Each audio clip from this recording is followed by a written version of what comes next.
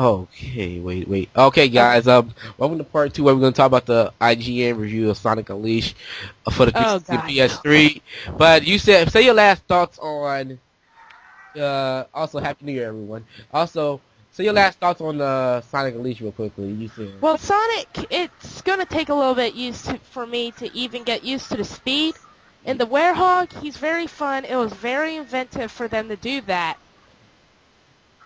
I actually so I give the game about an 8.7. I recommend it to every Sonic fan and stop worshiping Mario like a god. Oh, bow down to the great fat plumber. Yeah, big Oh, ass bow down to motherfucker. his fattiness. Anyways, let's talk about that review of Sonic Unleashed. Our scores are really high, but IGN's like, you know what? This game, we suck at it, so you know what? We give it a 4.5. Well, And I saw the review. I'm like, okay, I heard this from my friend, right? He told me about it. He like told me about it one day. I'm like, you gotta be joking. They wouldn't do that. And I actually came there. I actually saw the video. I was like, is this guy mentally challenged? I have nothing against retarded people or mentally challenged people. It's not IGN's fault. Basically, it's this guy named Hillary Goldstein. If I That's his am name. It's Hillary. Hillary Goldstein. Oh God. He's the editor in chief. IGN Xbox team. Wow. Xbox Yeah. team of IGN. There's only one dude that Fails. knows what the heck he's talking about. I think his name is Matt, and he's the only one that knows how to. He actually has a brain in his head. He actually knows what he's talking about. That dude was like, you know, the jump mechanics are fucked up. The Warhawk's so slow. This game is a load of garbage. The funny is that he's running right. I saw him like he hit the boost button like about 3 times, right? He runs out of boost, and then he says, you know what? I want to jump off that ramp. Why would he jump? He didn't He jump would. off it. He jumped right before it because that was a dash ramp. If you touch it, you'll just automatically fly over. Yeah, you would. Oh, I don't know how to do this because I have never done this in a good... Oh, and at the end he says that Sonic Unleashed makes the old Sonic games a lot better. Look a whole lot better. Mean?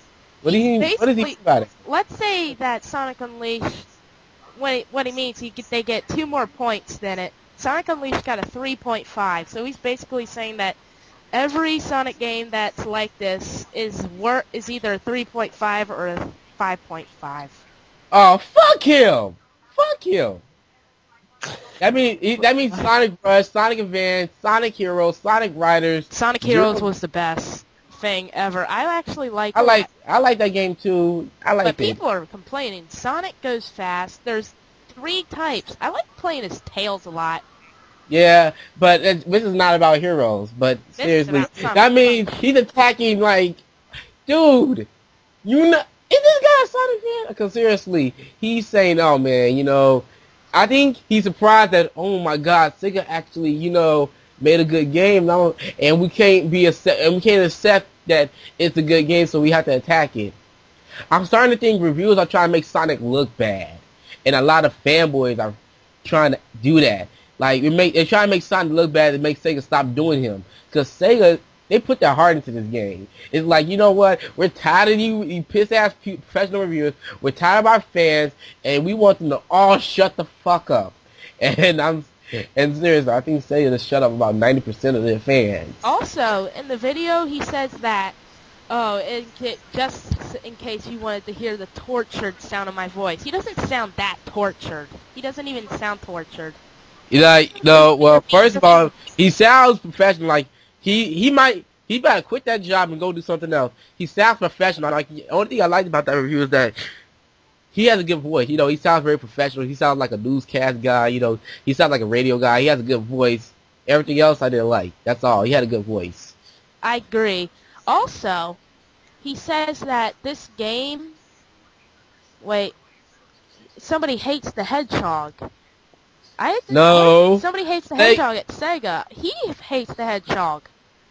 If Sega doesn't hate the Hedgehog, Sega put their heart out into the game. If you ever play Phantasy Star Universe, if you do that, if you always playing it online, my friend has told me that they have all these events for Sonic. They always celebrate Sonic's birthday. They have GMs from Sega. coming down there talking about Sonic's history, that how much they love Sonic, how much they always pride to make a good game. Sonic's had... I have people on my friends list, like on my Xbox friends, that have played every last Sonic game from the Genesis. Every last Sonic game from the Genesis. I have Mega Collection. I like the 2D Sonic, but I like the 3D better. The 3D is a lot better to me because basically you have more free roaming than just moving left, right, and then holding down just to do a spin dash. Yeah, and also, but why did IGN give this back? Because I have seen the reasons, but like why, and they complain about things that shouldn't be brought up. The hub worlds, okay, seriously.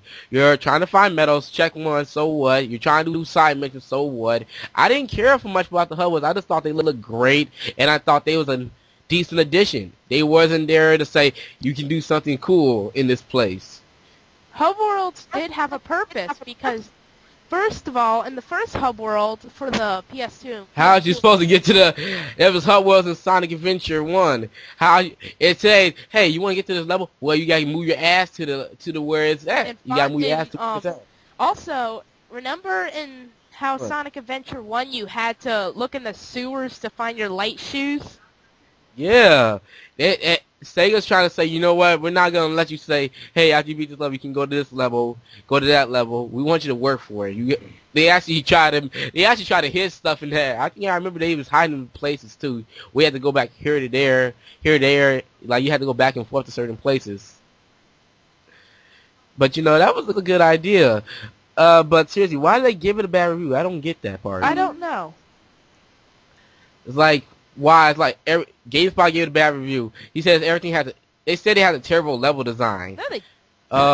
Okay, no, it really doesn't. If it had bad level design, there'd be a lot of gay parts where I couldn't advance. There's good level design. That's where everything looks well placed. Oh, I know. Here's another thing he mentioned. He said, because all werewolves have stretchy arms. Oh, no, that's just being unique. That's just unique. And foxes can have two tails, can fly, and hedgehogs can run at 700 miles per hour, and echidnas can fly and talk. Okay, what's the point of that? What is the point of that? That's off topic. I know, but yeah, it is in the review, and we're talking about it. Speaking of IGN, I've looked at one. I think it was IGN. Or was it GameSpot? I forget. It was GameSpot. Sorry.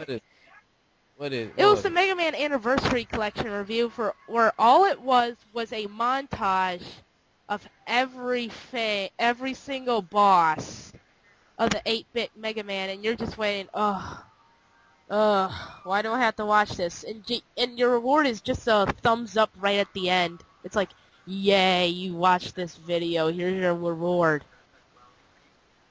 I think professional reviewers these days just say we just get paid, so we're gonna half-ass our opinions and be biased assholes on games, and then suck the cocks of higher companies just to get more money. I swear to God, I never seen them be honest about Halo. There's actually a guy that got fired from GameSpot that didn't like Halo that much. He actually got fired. Wait, GameSpot or GameStop? Yeah. Okay, GameSpot. GameSpot. Well, GameSpot sucks. It does. But GameSpot back in the days, like where they had smart people, where they was viewing like all the old PS1 and N64 games, they were the shit. They were funny. They were cool. They knew how to. Probably was the best CD system, even of today's world, because the PS1 started most of it. Yeah, it did. But that's not the topic here. It's just that we still we're lost here. You guys come up with ideas why they think IGN is. And also, on the side note, this game wouldn't still haven't been good because you know why? People love to complain about everything. Like, oh no. Like, you see, if it had all day levels, then we had to get Sonic game. Now, let me ask you a question real quickly. If we had a Sonic running fast and just running, we had games like that where you can play a Sonic only and you're just running. Yes. Also, in Sonic Advance, you're just running, you're running, Now, is those games 10 out of 10 are they perfect? No. If no they game are is perfect. No game is perfect. No matter so what anyone there's no says. point. There's no point of us doing that if you just want Sonic running while we have already tried that and we haven't even gotten close to a 9 or an 8 or a perfect 10. That should be classic Sonic. That should be the perfect Sonic game. That should be, I don't know what else. Classic Whatever. Sonic is not the best Sonic.